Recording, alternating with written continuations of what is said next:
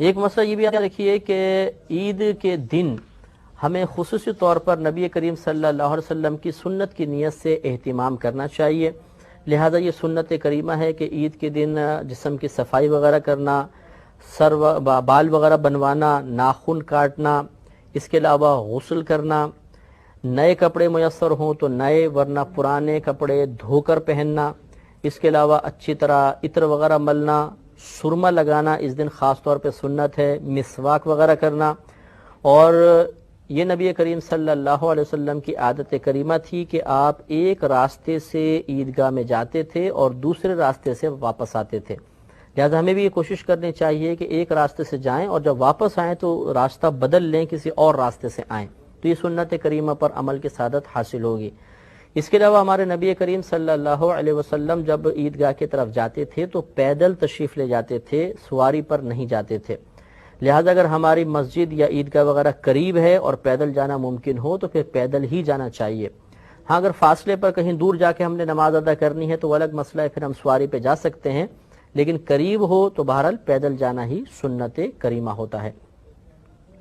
اگر عید الفطر ہے، یعنی جس کو ہم رمضان کے بعد والی میٹھی عید کہلاتی ہے، اس میں جب آپ عیدگاہ کے لیے جائیں تو جانے سے پہلے طاق عدد میں کھجوریں کھانا سنت کریمہ ہے.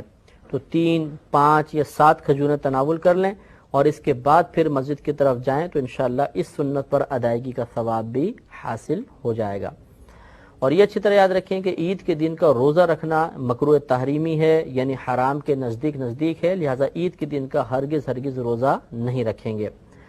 عید کی نماز ادا کرنا یہ واجب ہوتا ہے اور 2 رکعت نماز ہوتی ہیں. اس کا طریقہ انشاءاللہ میں آپ کو عرض کرتا ہوں. عید کی نماز کے بعد آپس میں مبارکباد دینا، گلے ملنا، یہ مستحبات ہیں اور مسلمانوں میں رائج ہیں، اس میں شرعاً کوئی حرج نہیں ہوتا ہے.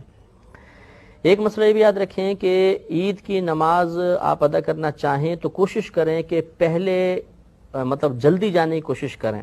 ہمارے یہاں ایسا ہوتا ہے کہ ایک تو ہم سو کر بہت دیر سے اٹھتے ہیں، پھر جلدی غسل کرتے ہیں اور وہاں پر وہ جب خطیب صاحب دیکھتے ہیں کہ وہ مائک کی کھڑ کھڑ کی آواز سنائی دیتی ہے تو پھر ہم اسپیڈ کے ساتھ بھاگ کے پہنچتے ہیں اور سب سے آخر میں مصلی بچھا کے نماز ادا کرتے ہیں.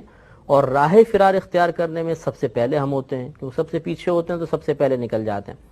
تو ہمیں کوشش کرنی چاہیے کہ عید کے دن آگے سے آگے رہیں اور پہلی صفوں میں نماز ادا کرنے کی کوشش کریں کہ مجمع جتنا بڑا ہوتا ہے اللہ کی رحمتیں اتنی زیادہ نازل ہوتی ہیں اور اگلی صفوف پر خاص طور پر رحمتیں نازل ہوتی ہیں. لہٰذا اس دن میں سستی نہیں کرنی چاہیے. ایک مسئلہ اچھی طرح یہ بھی یاد رکھیں کہ جب تک عید کی نماز نہ ہو جائے مرد اور عورت دونوں کے لیے ہر قسم کے نفل منع ہوتے ہیں. نہ گھر پہ پڑھ سکتے ہیں نہ عیدگاہ میں پڑھ سکتے ہیں. لہذا خواتین گھر میں نہ پڑھیں، مرد بھی نہ پڑھیں. پھر اگر مرد مسجد میں آئیں تو تحیت المسجد وغیرہ بالکل ادا نہ کریں، تحیت الوضو نہ پڑھیں، بلکہ پہلے عید کی نماز ادا کریں.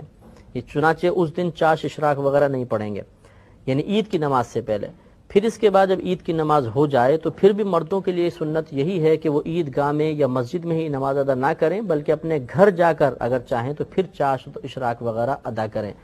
اور جو گھر کی مسلمان بہنیں ہیں وہ بھی مردوں کی جماعت کا انتظار کریں. قریب ترین مسجد میں جب جماعت ہو جائے اس کے بعد وہ گھر پر اپنے نوافل وغیرہ ادا کر سکتی ہیں، اس سے پہلے ادا نہ کریں.